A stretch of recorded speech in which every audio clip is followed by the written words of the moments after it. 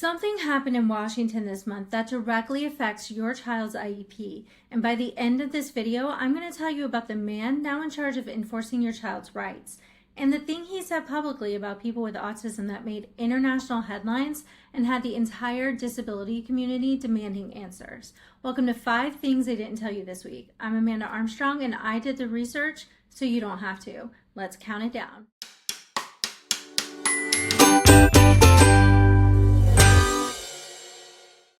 Number 5 this week is a continuation of last week's news about a major shift happening in the federal level. And if you have a child with an IEP or a 504 plan, this does affect you. The Office of Special Education and Rehabilitative Services is the federal office that oversees $15.5 billion of funding for special education under IDEA. Under a new interagency agreement, HHS will now handle grant administration for IDEA programs, compliance and monitoring of states, and annual state performance determinations. Under Secretary RFK Jr.'s oversight at HHS, OSERS technically stays at the Department of Education for policy, but the enforcement, the part that actually holds states accountable, has been handed off to his department.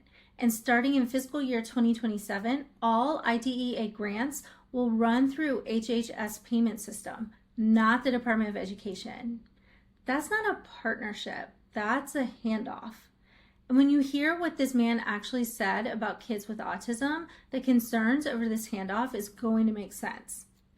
The number 4 thing this week that you need to know is that IDEA still guarantees a free appropriate public education, or FAPE, for every child with a disability. Your child's IEP is still a legally binding document. You still have the right to participate in every IEP meeting, review all educational records, request independent evaluations, and disagree with the school and file a complaint. The administration says, and I quote, "No agreement can alter the rights that students with disabilities are afforded under the law."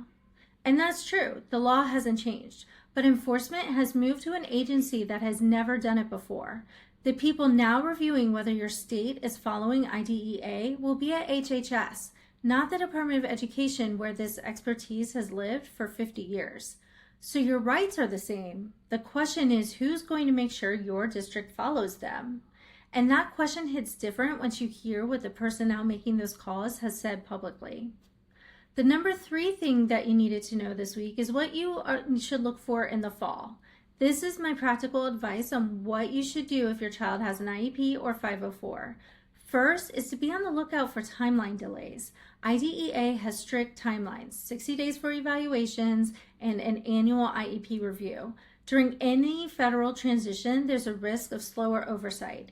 If your district starts dragging its feet, document everything. Second is funding disruptions. $15.5 billion in IDEA grants are transitioning to a new payment system. If your district's special education funding is delayed, that could affect staffing, services, and related therapies. Next is to watch for state compliance changes. Secretary Kennedy's department is now making annual performance determinations for every state. If your state was already borderline on IDEA compliance, watch whether that enforcement stays consistent or loosens under this new leadership. And finally, watch for changes impacting civil rights complaints. The Office for Civil Rights is also moving to the Department of Justice. If you file a disability discrimination complaint about your child's school, it's now going to the DOJ. Different process, different staff, different timeline. None of this means the sky is falling, but it means you do need to be paying closer attention than usual. The second thing they didn't tell you this week is that you have one action to take right now, which is to find your state's Parent Training and Information Center, your PTI.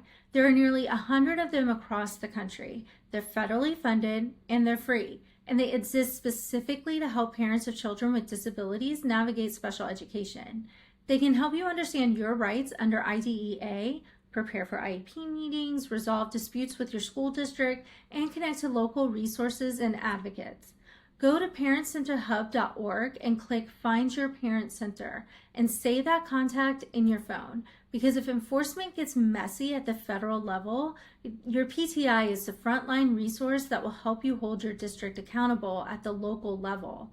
I'll put the link in the description. Your PTI is your lifeline.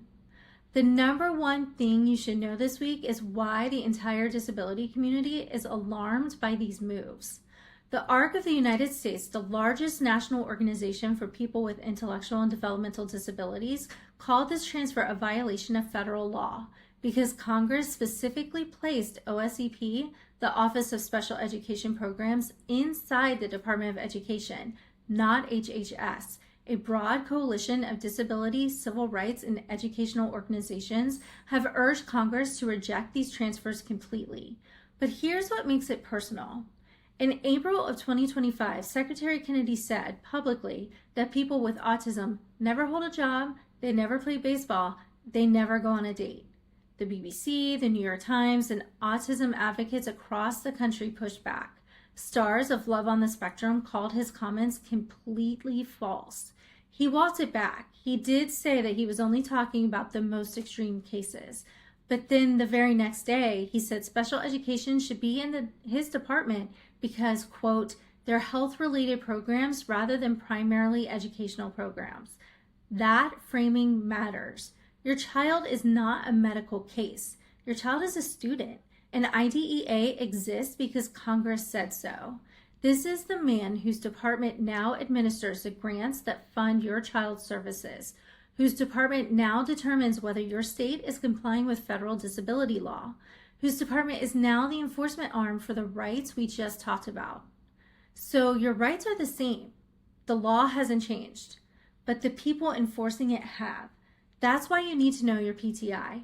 That's why you need to document everything this fall. And that's why you need to be paying attention.